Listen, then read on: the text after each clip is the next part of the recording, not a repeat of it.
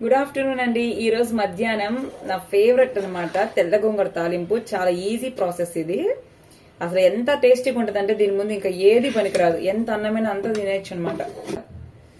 మొత్తం ఇంత వేసుకున్నాను అనుకోవద్దు, మొత్తం తినేస్తా. అది దీంట్లో ఒక వైట్ రైస్ అనమాట.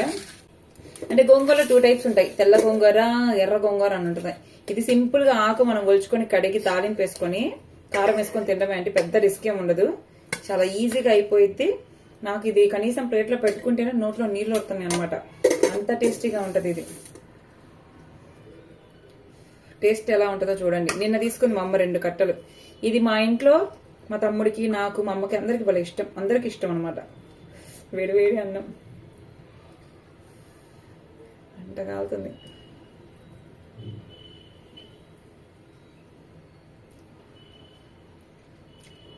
నిజంగా మాటలు లేవండి, అంత బాగుంది.